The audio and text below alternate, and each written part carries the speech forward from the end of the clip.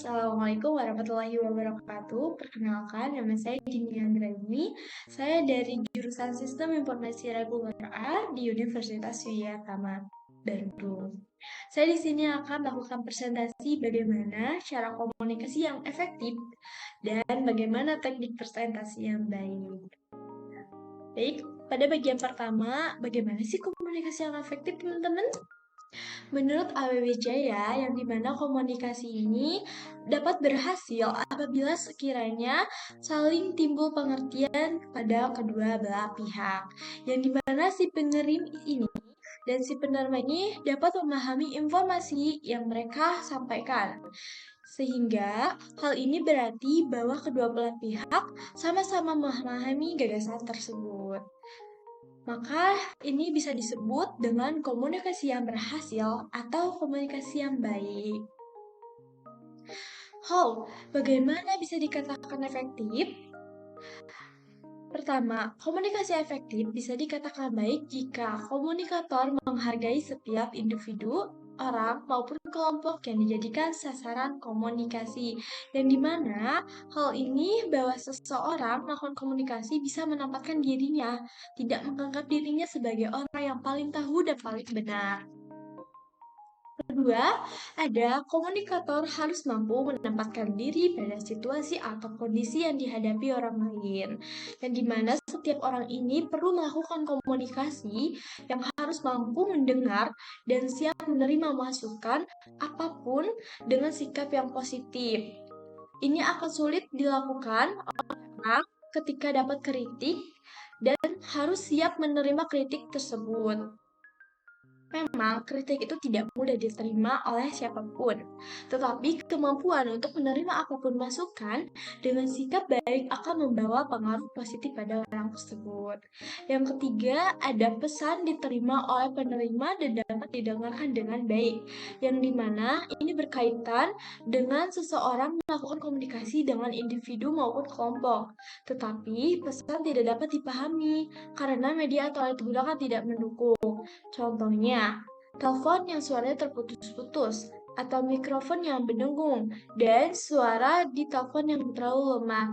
Ini juga dapat mengakibatkan penerima pesan kesulitan.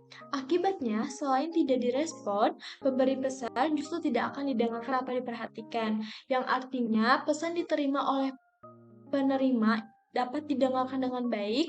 Maksudnya itu dimana ketika menyampaikan kita informasi kepada si pendengarnya, kita harus dengan suara yang jelas dan dapat didengar oleh para audiens.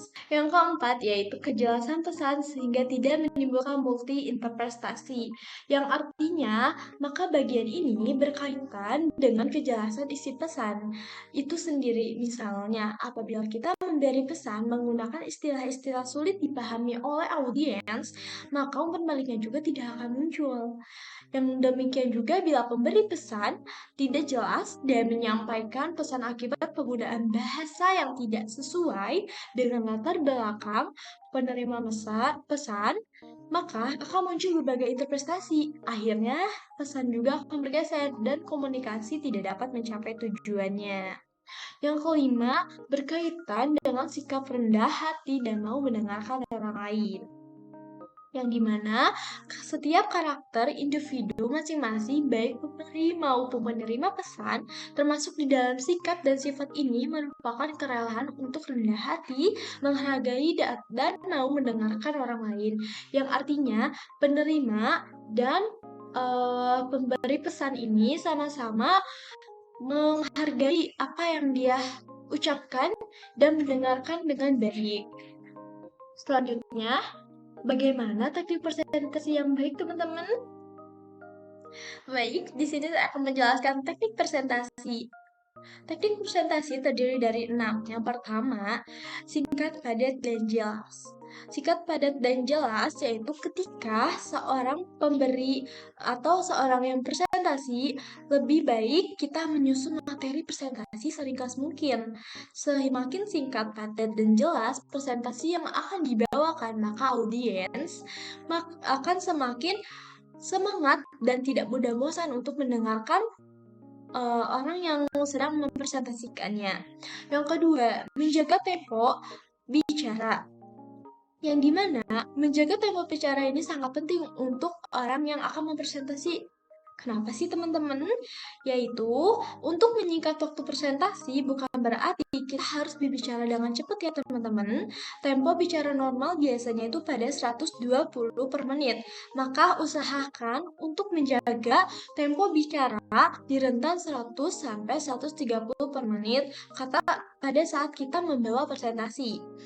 Jadi, untuk presentasi ini, yang dimana kita itu tidak boleh terlalu cepat ketika kita mempresentasi, minimal kita bisa mempresentasikan dengan standar dan dapat didengarkan oleh para audiens sehingga mendapatkan feedback kembali kepada presentasinya.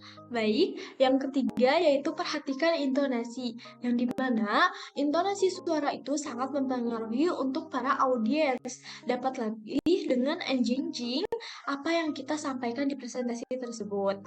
Sebisa mungkin pada saat kita presentasi untuk tidak membaca slide PowerPoint. Selain terlihat tidak menguasai materi, intonasi bicara pun terdengar datar dan tidak menarik oleh para audiens. Maka dari itu kita perlu menguasai materi, akan lebih mudah untuk mengatur alur presentasi dan intonasi yang baik sehingga kita pun ingin mendapatkan feedback daripada audiens. Baik, yang keempat itu gunakan clue card hanya jika diperlukan. Maksudnya clue card ini tidak selalu diperlukan oleh para pembawa presentasi tersebut, apalagi jika sudah menguasai materi. Kenapa?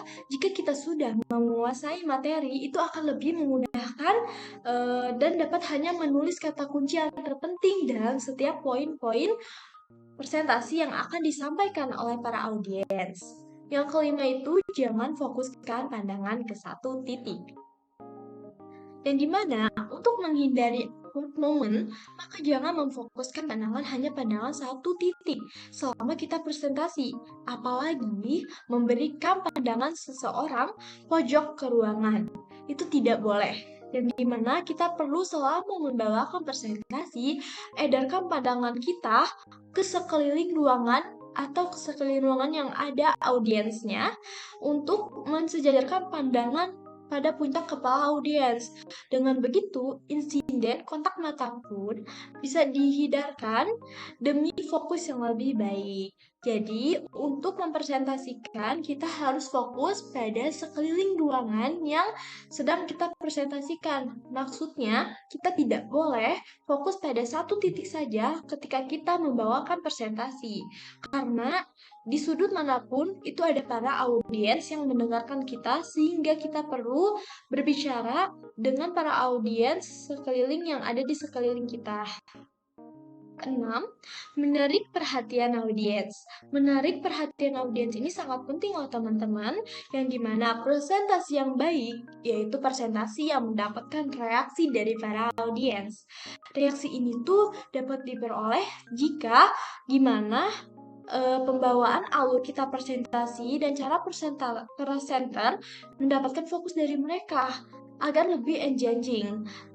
Jadi ketika kita mempresentasikan, gimana caranya untuk memancing para audiens ke arah yang positif. Misalnya ketika presentasi dimulai dan presenter ini terasa datar, boleh presenter ini lemparkan lelucon atau cerita pribadi yang berhubungan dengan materi tersebut agar audiens ini merasa tertarik untuk didengar. Sehingga perhatikan juga bahasa tubuh mereka agar kita paham apakah audiens sudah mulai merasa bosan atau paham apa yang kita sampaikan.